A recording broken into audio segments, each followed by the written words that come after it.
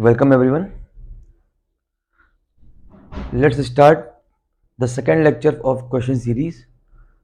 इसमें हम water quality parameters पे कुछ अच्छे क्वेश्चंस देखेंगे, है ना। अगर ये क्वेश्चंस आपसे बन जा रहे हैं तो मतलब कि वाटर क्वालिटी पैरामीटर्स आपका तैयार है। अब नेक्स्ट पे मूव करेंगे इसके बाद हम। चलिए फर्स्ट क्वेश्चन देखते हैं।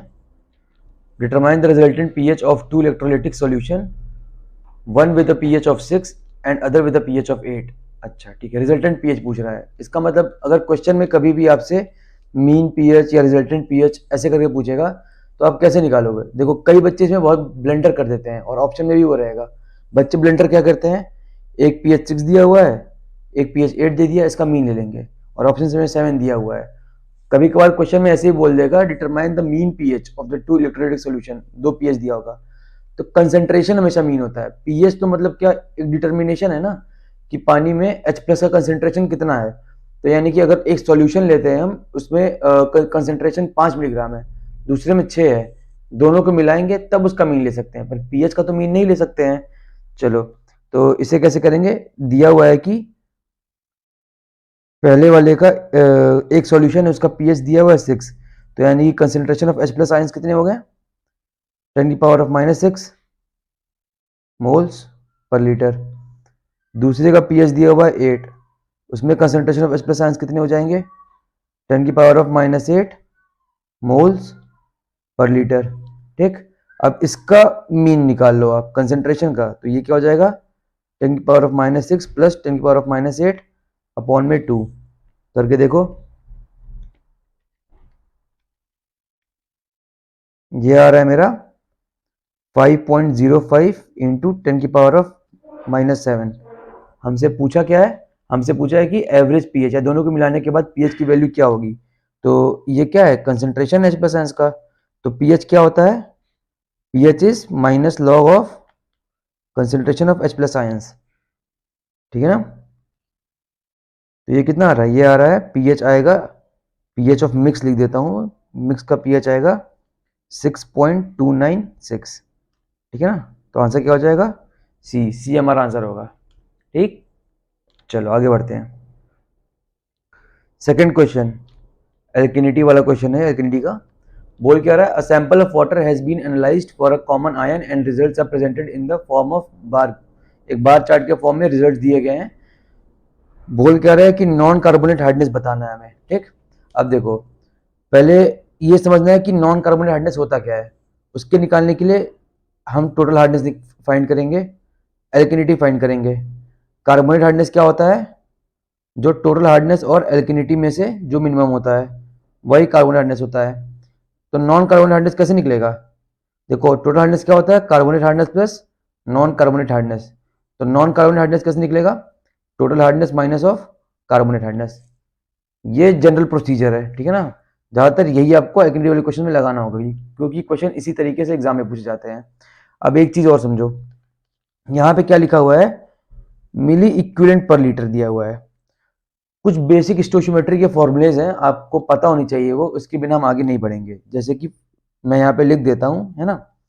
पहला, मोल्स क्या होता है, मोल होता है गिवन वेट अपॉन में, मोल होता है गिवन वेट अपॉन में मॉलिक्यूलर वेट। ठीक, अब इक्विवेलेंट वेट क्या होता है, इक्विवेलेंट वेट क्या होता है, इक्विवेलेंट वेट होता है मेरा, बताओ, मॉलिक्यूलर वेट अपॉन वैलेंसी। ठीक, अपॉन में वैलेंसी। अब नंबर ऑफ ग्राम इक्विवेलेंट्स या मिली इक्विवेलेंट ये बोल सकते हैं, नंबर ऑफ ग्राम इक्विवेलेंट क्या होता है, वो होता है मेरा गिवन वेट अपॉन में इक्विवेलेंट वेट होता है। ठीक है, देखो बस ये तीन चीज अगर आपको पता होगी तो आपका ये पूरा, देखो इन्वायरमेंट में बहुत बच्चों को लगता है कि केमिस्ट्री पढ़नी पड़ेगी, नहीं पढ़नी है। बस अगर आपको इस चैप्टर के लिए ये तीन चीज पता है, पूरे इन्वायरमेंट में आपको कहीं से केमिस्ट्री, इन्वायरमेंट इतना बड़ा है, अब केमिस्ट्री कहाँ से पढ़ोगे, वो तो और भी बड़ा है ना। तो पूरे इस चैप्टर के लिए ये तीन चीज केमिस्ट्री के बेसिक फॉर्मूले जो कि बहुत पहले से आप जानते आ रहे हो, इसको हम ध्यान में रखेंगे और हमारा ये निकल जाएगा। ठीक है ना। देखो दिया क्या हुआ है, बोल रहा है कि मिली इक्विवेलेंट पर लीटर, यानी कि ये क्या दिया है, नंबर ऑफ ग्राम इक्विवेलेंट्स दिया हुआ है, किसके लिए, Ca2+ Mg2+ और बाकियों के लिए। मिली इक्विवेलेंट पर लीटर किसके लिए दिया है, HCO3- SO4 2- इन सब के लिए दिया हुआ है, ठीक है ना। तो देखो अब हमें पता है कि एल्किनिटी क्या होती है, हमारी एल्किनिटी होती है, बताओ एल्किनिटी कैसे निकालते थे हम लोग, याद है नहीं याद है, हम लेते थे ना गिवन वेट अपॉन में इक्विवेलेंट वेट। देखो यहाँ पे SCO3 पूछा है, ठीक है ना, multiply by equivalent weight of CaCO3 हर एक स्पीशीज का। तो यहाँ पे मिली इक्विवेलेंट पर लीटर फॉर्म में दिया है, तो यानी कि गिवन वेट अपॉन में इक्विवेलेंट वेट की वैल्यू उसने मुझे ऑलरेडी दे रखी है, ठीक है ना। तो एल्किनिटी निकालना है, तो इसके लिए क्या दे रखी है, 3.30, तो ये क्या हो जाएगा 3.30 इंटू 50 कर लेंगे, तो ये क्या निकल जाएगा एल्किनिटी मेरा, निकल जाएगा 165 मिलीग्राम पर लीटर एज CaCO3, ठीक है ना। अब सिमिलर वे में हमको क्या निकालना है, टोटल हार्डनेस निकाल लेंगे। हार्डनेस किसकी वजह से होता है, क्या एल्किनिटी SO4 2- की वजह से होता है क्या, नहीं होता है। हार्डनेस किसकी वजह से होता है, मल्टीवैलेंट कटायंस यानी कि Ca2+ की वजह से होगा और Mg2+ की वजह से होगा, ठीक है ना। तो चलो हार्डनेस निकालेंगे, Ca2+ की वजह से और Mg2+ की वजह से कितनी हार्डनेस की वैल्यू है, तो देखो मिली इक्विवेलेंट पर लीटर दिया हुआ है, ठीक।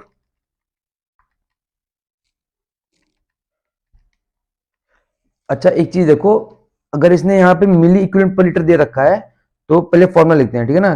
टोटल हार्डनेस कैसे निकालते थे हम लोग, ऐसे ना कि गिवन वेट अपॉन में इक्विवेलेंट वेट किसका, जो गिवन वेट जैसे मान लो Ca2+ का यहाँ पे दिया हो, तो Ca2+ का multiply by equivalent weight of CaCO3 plus given weight of Mg2+ upon में equivalent weight of Mg2+ multiply by equivalent weight of CaCO3 का इक्विवेलेंट वेट।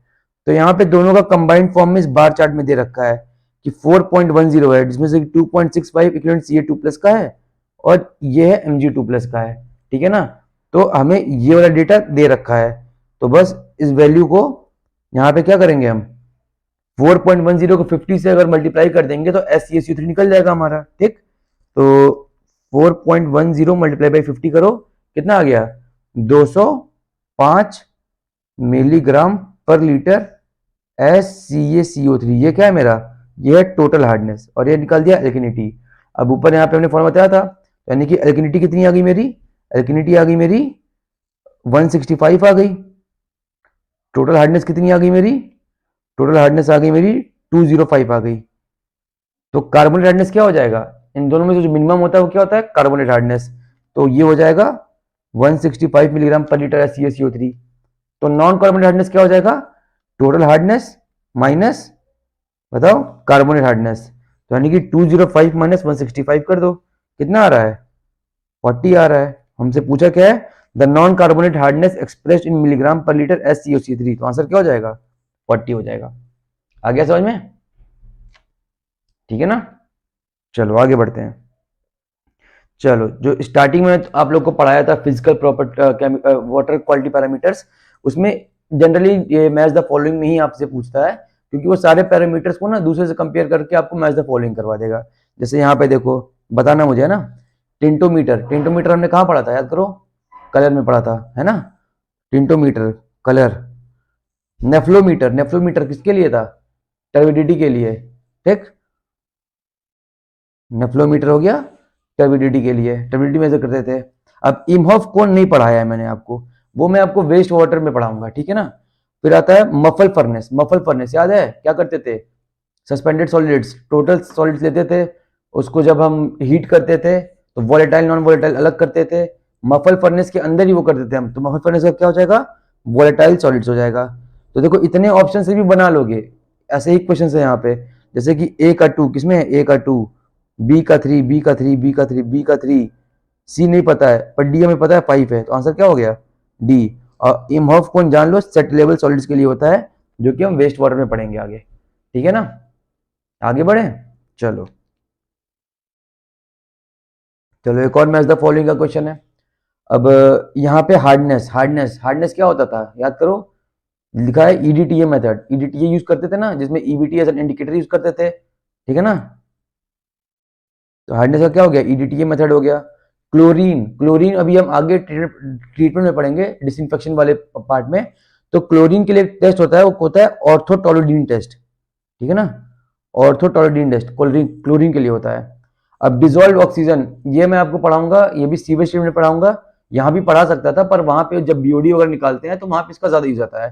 तो विंकलर्स मेथड या मॉडिफाइड विंकलर्स मेथड किसके लिए होता है, डिजोल्व ऑक्सीजन के लिए होता है।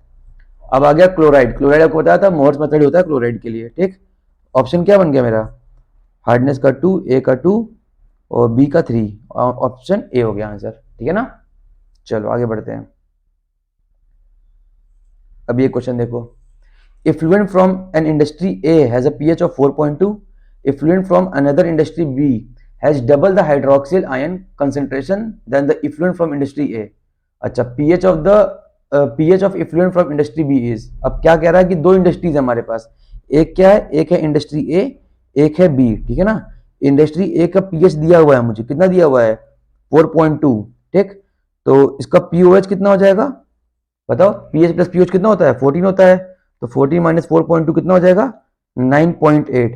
तो कंसेंट्रेशन निकाल लेते हैं पहले हाइड्रोक्सिल आयन का, क्योंकि बोल रहा है कि जो इंडस्ट्री बी है उसमें जो हाइड्रोक्सिल का कंसेंट्रेशन है वो ए का डबल है। तो कंसेंट्रेशन निकालो, तो minus log of OH minus is equal to 9.8। तो लॉग ऑफ OH माइनस कितना हो जाएगा, 10 की पावर ऑफ माइनस 9.8, ठीक है ना।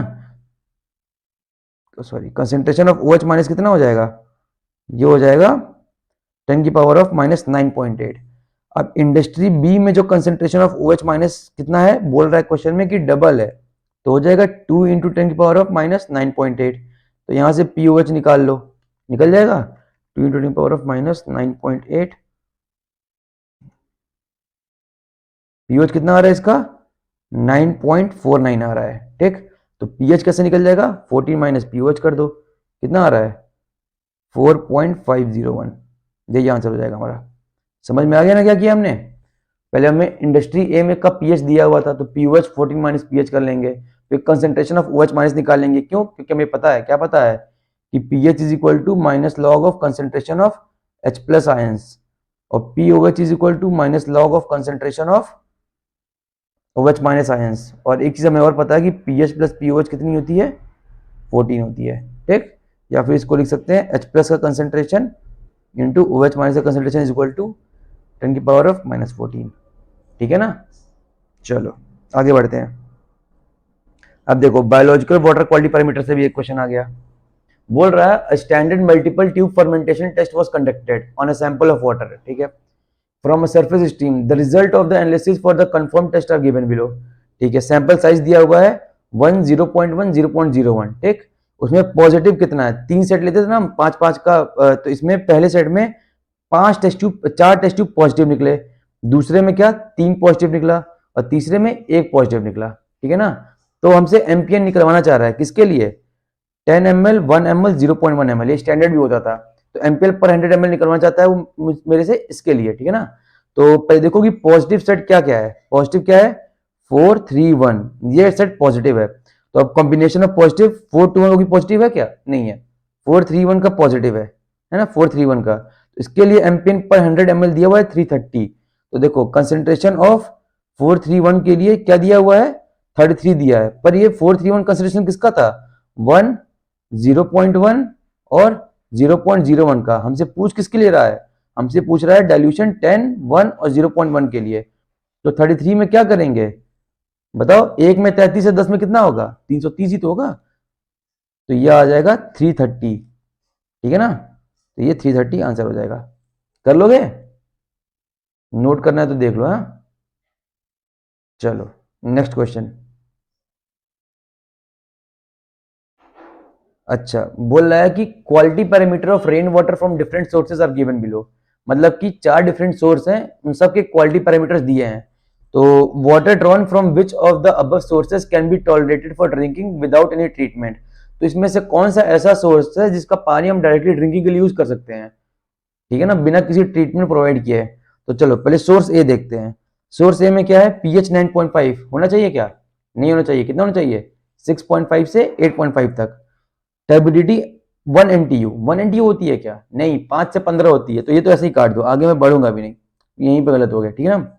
अब बी देखो, पीएच 6, टर्बिडिटी 2, नहीं वो भी 5 से 15 होनी चाहिए, इसको भी हटाओ।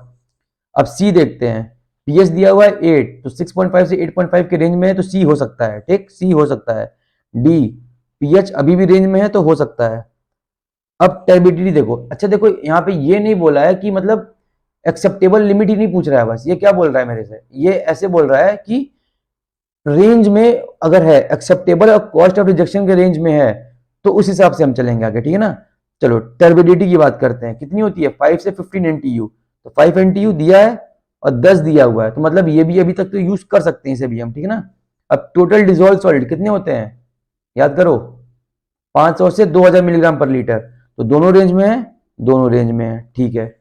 अब क्लोराइड्स कितने होते हैं, 250 से 1000 मिलीग्राम पर लीटर, दोनों ही रेंज में है अभी तक, तो अभी सी भी हो सकता है, डी भी हो सकता है। अब लास्ट ऑप्शन देखते हैं, फ्लोराइड, एक्सेप्टेबल लिमिट फ्लोराइड का कितना था 1.0 मिलीग्राम पर लीटर, होना ही चाहिए, क्यों, फ्लोराइड अगर 1 मिलीग्राम पर लीटर नहीं होगा, अगर होता है तो वो किसके लिए होता है कि हमारे टूथ का जो इनेमल होता है उसको स्ट्रेंथन करता है, फ्लोराइड 1 मिलीग्राम पर लीटर वाटर में प्रेजेंट होना ही चाहिए, यहाँ क्या दिया है 0.1, तो ये गलत है, आंसर क्या हो जाएगा सी ओनली, ठीक है ना। तो सारे लिमिट से याद होंगे तो ही ये क्वेश्चन बन पाएगा, वरना नहीं बन पाएगा।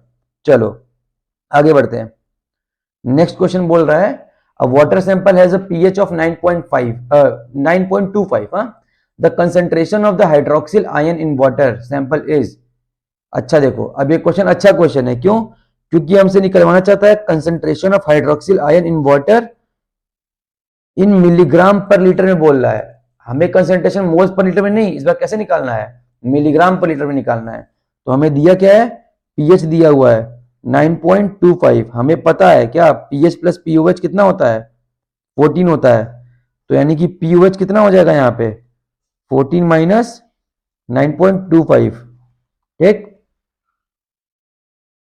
कितना हो गया, ये हो गया 4.75, तो कंसेंट इसको क्या लिख सकते हैं, minus log of O H minus is equal to 4.75, तो concentration of O H minus कितना हो गया 10 की पावर ऑफ माइनस 4.75 मोल्स पर लीटर हो गया, ठीक है ना। हमसे किस में जानना चाह रहा है वो, मिलीग्राम पर लीटर में, ठीक।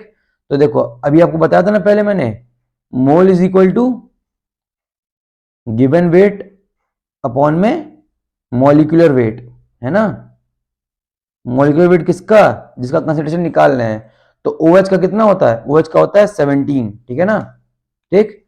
तो अब देखो मोल्स मुझे दिया हुआ है, यानी कि 10 की पावर ऑफ माइनस 4.75 इंटू 17, इसका मॉलिक्यूलर वेट हो जाएगा, वो क्या निकल जाएगा गिवन वेट, ये निकल जाएगा मेरा गिवन वेट, ठीक। अब ये मिलीग्राम में बोल रहा है, गिवन वेट किस में है, ग्राम में होता है, तो उसको मिलीग्राम में हमें कन्वर्ट करना पड़ेगा, तो पहले मिलीग्राम में कन्वर्ट करने के लिए क्या करेंगे, इसको ये ग्राम में आ रहा है, मल्टीप्लाई बाई 10 की पावर ऑफ 3, ठीक, तो उसको निकाल लो 10 की पावर ऑफ 3 इंटू 10 की power of minus 4.75 multiply by 17, कितना आ रहा है, तो ये कंसेंट्रेशन ऑफ OH माइनस आ जाएगा मेरा 0.3023 मिलीग्राम पर लीटर, ठीक है ना। चलो आगे बढ़ते हैं, नेक्स्ट क्वेश्चन, अब ये कह रहा है a waste water sample contains 10 की पावर माइनस 5.6 मिली मोल्स पर litre of OH minus ion, pH पूछ रहा है, ठीक है ना।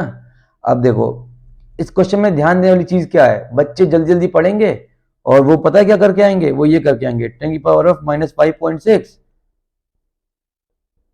Multiply by concentration of OH minus ion is equal to 10 power minus 14, ये करके आएंगे, बिल्कुल गलत है, और यहाँ पे निकाल भी देंगे OH minus is equal to 14 minus 5.6 8.4, इसको मार करके आ जाएंगे, बिल्कुल गलत है, बिल्कुल गलत है, ऐसे नहीं करना, ऐसा आप ये इसलिए करोगे क्योंकि आपने क्वेश्चन ही सही से नहीं पढ़ा, ठीक है ना, क्वेश्चन सही से पढ़ो, इसको एक बार खुद से ट्राई करो इस क्वेश्चन को, फिर सॉल्यूशन देखना।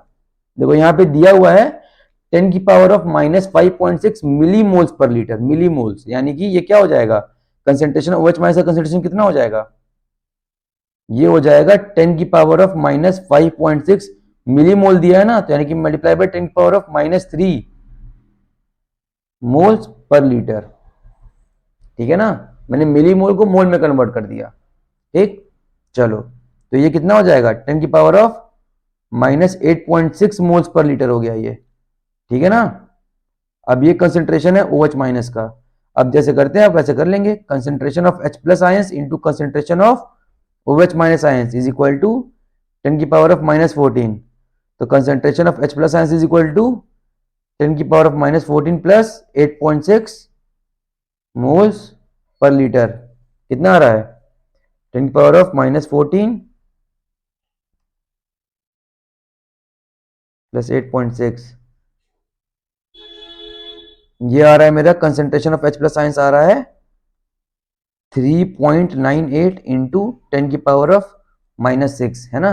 तो अब यहाँ पे क्या करेंगे, minus log of H plus ले लो, तो यही पीएच होता है मेरा। तो लो minus log of H plus, कितना आ रहा है, पीएच आ रहा है मेरा 5.4।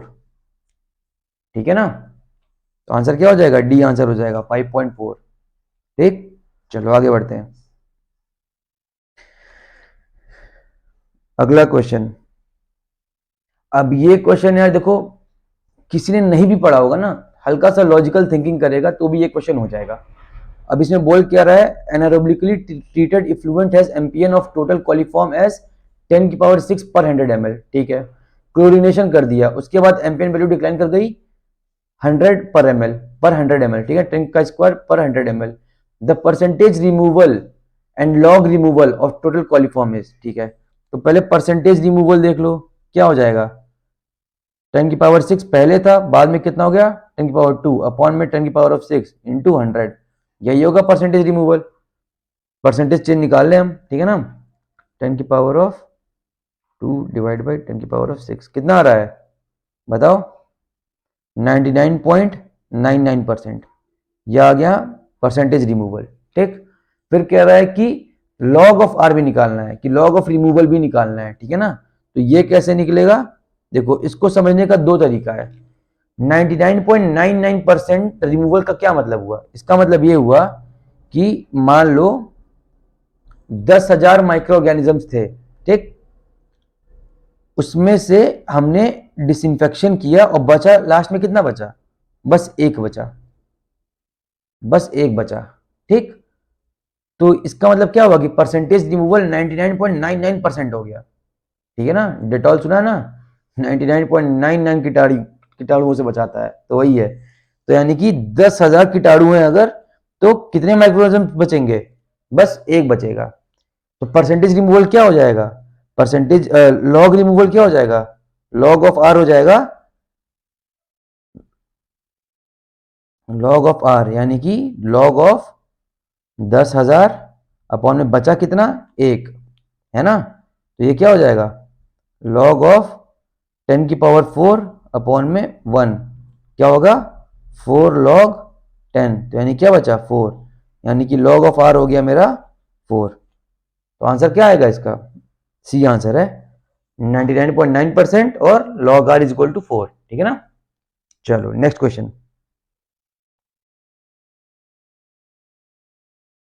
अच्छा, चलो अब क्या कह रहा है, a standard multiple tube fermentation test is run on a sample of water from a surface stream. ठीक, the result of the analysis for the confirm test are shown below. ठीक है, कॉम्बिनेशन दिया हुआ है, मोस्ट प्रोबेबल नंबर पूछ रहा है, एम्पियन पूछ रहा है। ठीक है ना, चलो तो ये पॉजिटिव रिजल्ट्स दिए हुए हैं हमें। ठीक है ना, नंबर ऑफ पॉजिटिव रिजल्ट्स और एक कॉम्बिनेशन दिया हुआ है। ठीक, अब यहां पे आप कंफ्यूज कैसे होंगे, देखिए अभी तक क्या करते थे कि जो पॉजिटिव रिजल्ट मिलता था उसको हम खोज लेते थे, कॉम्बिनेशन में रिपोर्ट कर देते थे। अब यहां पे पॉजिटिव रिजल्ट 554 अवेलेबल है, हाँ है, 432 है और 543 ये भी है। अब आप यहां पे कंफ्यूज हो जाएंगे कि हमें कौन सा रिपोर्ट करना है। ठीक, इसके लिए दो तरीका है कि हमें कौन सा रिपोर्ट करना है। एक से चलो, दो तरीका है इसके लिए। आपको दोनों तरीका बताता हूं, एग्जाम में आपको जो ज्यादा सही लगेगा आप उससे कर लेना, ठीक है ना। तो फर्स्ट मेथड क्या है, फर्स्ट मेथड लिख देता हूं मैं।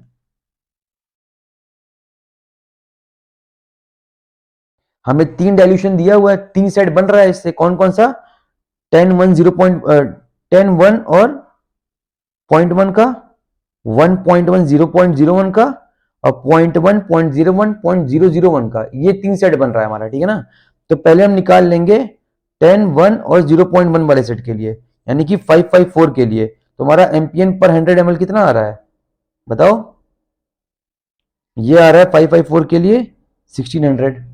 दूसरे सेट के लिए निकाल लो अब, 1 0.1 0.01 के लिए, इसके लिए एम्पियन पर 100 ml कितना आ रहा है, इसके लिए आ रहा है 28 multiply by dilution ratio multiply करेंगे, क्योंकि यहाँ पे क्या था देखो 10 में 1600 है, इस तरीके से है ना, सॉरी यहाँ पे दिया हुआ है ना, इसके लिए 543 क्या है, 543 1.1 और 0.1 है।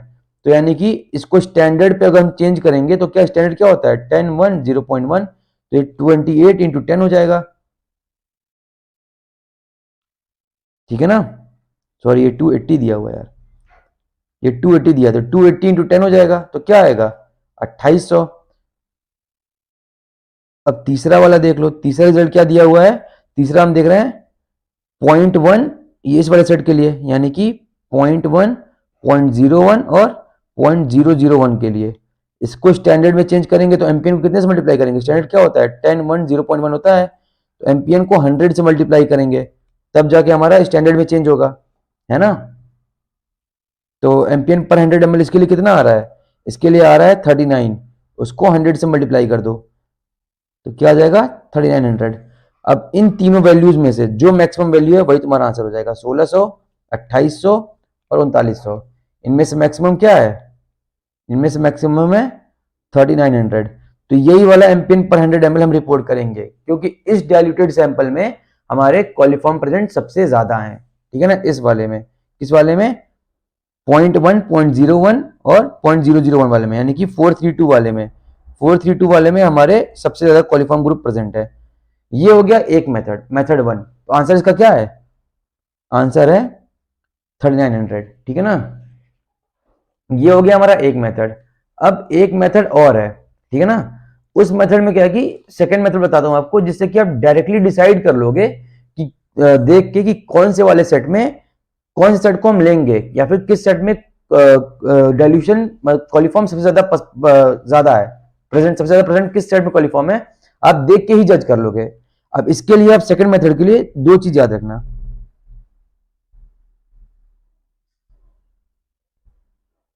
सेकंड मेथड, ठीक है ना। चलो हमारे पास दो सेट है, तीन सेट है, सॉरी इसको हटा रहा हूं अभी। एक सेट दिया हुआ है हमें 432, एक दिया हुआ है 543 और दूसरा दिया हुआ है 554, ठीक है ना। तो अब देखो हमें यह देखना है कि कौन सा ऐसा सेट है जिसमें नंबर ऑफ पॉजिटिव ट्यूब्स सबसे ज्यादा है, ठीक है ना। 554 वाले में देखते हैं, ये है 554, नंबर ऑफ पॉजिटिव ट्यूब्स सबसे ज्यादा किसमें है, 554 में है। फिर 432 में है, सॉरी फिर 543 में है, और 432 में नंबर ऑफ पॉजिटिव ट्यूब सबसे कम है। तो यानी कि सबसे ज्यादा नंबर ऑफ पॉजिटिव ट्यूब किसमें है, इसमें 5 है, 5 है, 4 है, यानी कि सबसे ज्यादा नंबर ऑफ कॉलिफॉर्म किसमें प्रेजेंट होगा, इसमें प्रेजेंट होगा। तो सीधे 554 के कॉरेस्पॉन्डिंग लिख देंगे, बताइए, सोचो, नहीं लिख सकते हैं, यही चीज आपको मैं समझाना चाह रहा हूं। देखो अब एक चीज समझिए आप लोग, यहाँ पे इसको हटाइए पहले पूरा। ये पहला मेथड समझ गया ना, कि जो मैक्सिमम होता है वही 39 के करस्पॉन्डिंग होता है। अब मेथड 2, इसको ऐसे समझो कि हम देख के कैसे जज कर लेंगे कि कौन सा वाला हमें सेट लेना है, ठीक है ना। किस सेट को हम कंसीडर करेंगे, उसी सेट में सबसे अधिक नंबर ऑफ कॉलिफॉर्म्स होंगे। उसमें एक तरीका बता रहा हूं आपको, उसको आप याद रखना। इफ 3 sets are given,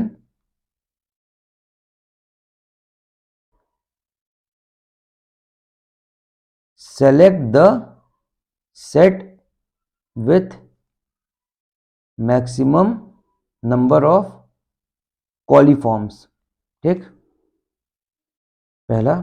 दूसरा है if present in all take most diluted set. ये बहुत इंपॉर्टेंट है जो वो बता रहा हूं मैं।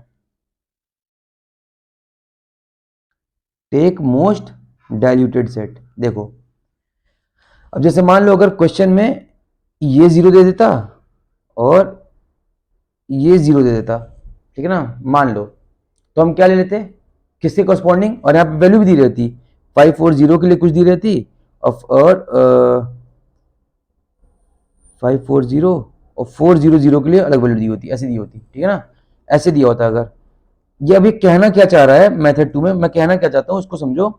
Select the set with maximum number of coliforms. इसका मतलब ये हुआ कि पहले इन तीनों में से हम उस सेट को सिलेक्ट करते जिसमें number of positive test tube हैं, यानी कि 10 ml के कॉरस्पॉन्डिंग पॉजिटिव टेस्ट ट्यूब है क्या, अगर एक भी है तो वो चलेगा, पर होना चाहिए, है क्या, हाँ है। एक वाले कॉरस्पॉन्डिंग पॉजिटिव टेस्ट ट्यूब है क्या, बिल्कुल है। दो वालों के करस्पॉन्डिंग है, इसके करस्पॉन्डिंग भी है और इसके करस्पॉन्डिंग भी है, तो यानी कि हर एक डाइल्यूशन के करस्पॉन्डिंग में number of positive test tube है, यानी कि select the set with number of coliforms, यानी कि सब में कॉलीफॉर्म प्रेजेंट है, तो इससे हम जज नहीं कर पा रहे हैं। अब इसके लिए अब हमें सेकंड वाले जजमेंट लेना पड़ेगा। अगर सारे ही सेट में, यानी कि यहाँ पे जो 3 सेट बन रहा है, सेट 1, सेट 2 और सेट 3, अगर सारे ही सेट में कॉलीफॉर्म्स प्रेजेंट हैं तो हम उस सेट को लेंगे जिसमें जो कि मोस्ट डाइल्यूटेड सेट है, ठीक है ना। समझो डाइल्यूटेड सेट यहाँ पे कौन सा है, आप बताइए, 1, 2 या 3, बताओ। डाइल्यूटेड यहाँ पे 3 है। डाइल्यूटेड होता क्या है, अबे देखो, जिसमें कंसेंट्रेटेड क्या होता, जिसमें कि सैंपल का वॉल्यूम बहुत ज्यादा है, और डाइल्यूटेड क्या हो गया, जिसमें सैंपल वॉल्यूम बहुत कम है। यहाँ पे क्या है, 0.1, 0.01 और 0.001, ये वाला क्या है, सबसे डाइल्यूटेड सेट है, ठीक। तो हम किसे कंसिडर करते हैं, उस सेट को कंसिडर करते हैं जो कि सबसे ज्यादा डाइल्यूटेड होता है, ठीक है ना। यहाँ पे सब में कॉलीफॉर्म प्रेजेंट है तो कौन सेट कंसिडर करेंगे, जो सबसे डाइल्यूटेड सेट होगा।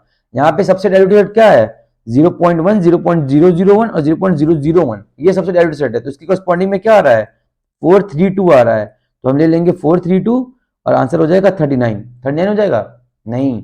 अब इसको हम स्टैंडर्ड में चेंज करेंगे, तो 39 इंटू 100 क्या हो जाएगा, 3900 आंसर। तो दोनों में से कोई मेथड यूज कर सकते हो, सेकंड मेथड कंपैरेटिवली इजी है। एक बार वापस से आपको क्विकली बता देता हूं सेकंड मेथड क्या था। सेकंड मेथड ये था कि 3 सेट है, तीनों सेट में पहली चीज ये देखनी है हमें, वो सेट कंसिडर करेंगे जिसमें कि एटलीस्ट कम से कम एक भी पॉजिटिव कॉलीफॉर्म का टेस्ट ट्यूब होना चाहिए। तो यहाँ पे तो सारे में ही है, तो पहला वाला जो हमारा केस था वो तो सब में एप्लीकेबल है। तो अब सेकंड पे जाएंगे। सेकंड में क्या था, अगर सब में प्रेजेंट है तो हम वो सेट लेंगे जो कि मोस्ट डाइल्यूटेड है। यहाँ पे मोस्ट डाइल्यूटेड सेट कौन सा है, ये 432 वाला सेट जो था मेरा मोस्ट डाइल्यूटेड था, तो हम 432 के करस्पॉन्डिंग निकाल लेंगे। एमपीएन कितना दिया है, 100 ml दिया है। अब उसको स्टैंडर्ड में चेंज करेंगे। स्टैंडर्ड क्या था मेरा, 10 1.1, तो 3900 आंसर हो जाएगा, ठीक है ना। नोट करना है तो कर लो, मैं रोक दे रहा हूं यहाँ पे।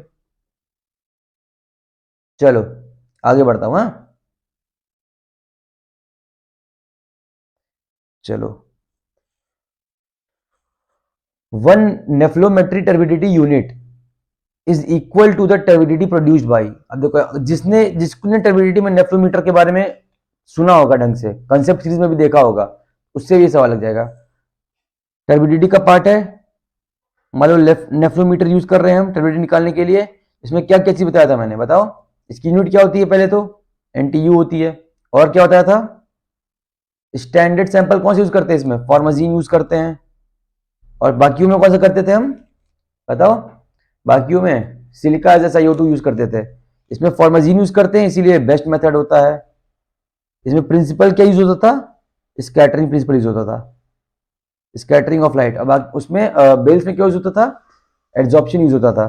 चलो, तो ऑप्शन 1 क्या है, 1 मिलीग्राम SiO2, गलत हो गया, फॉर्माजीन यूज करते हैं नेफ्लोमीटर में। सेकेंड है 1 मिलीग्राम SiO2 डिजोल्व, ये भी गलत हो गया। थर्ड क्या है, थर्ड दिया हुआ है कि 1 milligram formazin dissolve in 1 litre of distilled water, सही है। With the test being run according to absorption principle. Absorption होता था क्या, नहीं, प्रिंसिपल कौन सा होता था, स्कैटरिंग प्रिंसिपल पे बेस्ड होता था। फोर्थ क्या है, 1 milligram formazin dissolve in 1 litre of distil water with the test being run according to scattering principle. तो आंसर क्या हो जाएगा इसका, डी आंसर हो जाएगा। ठीक है ना, चलो। हाँ, इतने क्वेश्चंस मोर देन सफिशिएंट है आपके लिए इस चैप्टर के लिए। ठीक है ना, क्वालिटी पैरामीटर्स के देखो जो जो इंपॉर्टेंट टॉपिक है जहां से क्वेश्चंस पूछे जाते हैं उन टॉपिक्स को मैंने टच कर दिया। जैसे कि क्या क्या मैंने आपको बता दिया एक बार, जो पहला फिजिकल वाटर क्वालिटी पैरामीटर था उसमें मैंने आपको जनरली मैच द फॉलोइंग के क्वेश्चंस आ जाते हैं कि आपको सबका acceptable limit, cause of rejection, ये सब पता होना चाहिए, तो वो बता दिया। फिर केमिकल वाटर क्वालिटी पैरामीटर्स में इंपॉर्टेंट क्या हो जाता है, मैंने पीएच, पीएच पे हमने 2-3 अच्छे सवाल देखे हैं, काफी अच्छे सवाल देखे हैं। तो इसके बाद एल्किनिटी एंड हार्डनेस पे जो क्वेश्चंस आते हैं वो भी सिखा दी मैंने आपको। फिर उसके बाद क्या है कि फ्लोराइड्स हो गया, नाइट्रेट्स हो गया, वो भी मैच द फॉलोइंग में आया था, उसके इंपॉर्टेंट क्वेश्चंस वो देख लिया था हमने। उसके बाद आ जाते हैं बायोलॉजिकल वाटर क्वालिटी पैरामीटर पे। उसमें क्या पूछता था, एमपीएन, मैंने ऐसा बताया था ना कि एमपीएन ही पूछेगा। तो एमपीएन के हमने 2 क्वेश्चन देखे, दूसरा क्वेश्चन तो बहुत ही अच्छा क्वेश्चन देखा था। हालांकि ऐसा क्वेश्चन कभी पूछा नहीं है, पर ये पूछ सकता है क्योंकि देखो इसके लंबे लंबे सेट ऑफ क्वेश्चन भी बनते हैं। पर ये वाला क्वेश्चन अगर आपको आ रहा है, फिर वो सब क्वेश्चन तो बहुत ईजी हैं। जो कि एक और क्वेश्चन देखा था हमने, वो काफी इजी क्वेश्चन था, वो तो आप कर ही लोगे। ठीक है ना, तो बस इतना ही है आज के लिए। देखो जैसे ये वाला क्वेश्चन था, है ना, ये वाले क्वेश्चन तो बहुत इजी है, सीधे 431 हमें पॉजिटिव ट्यूब दिया है, बस हमें डाइल्यूशन फैक्टर से मल्टीप्लाई करना होता है इसमें। ठीक है ना, तो इतने क्वेश्चंस मोर देन सफिशिएंट होंगे ये क्वेश्चन सीरीज के रिवीजन के लिए। और बाकी मिलते हैं अगले क्वेश्चन सीरीज में। और इसको लगाने के बाद एक बार अगर आप बार के लिए स्पेशली प्रिपेयर कर रहे हो तो एक बार आप बस पीवाईक्यू लगा लेना, प्रीवियस ईयर क्वेश्चन गेट के ही लगा लेना, बस उतना बहुत सफिशिएंट होगा क्योंकि बार का एग्जाम बहुत सिमिलर है गेट एग्जाम से। ठीक है ना, चलो चलो, थैंक यू सो मच।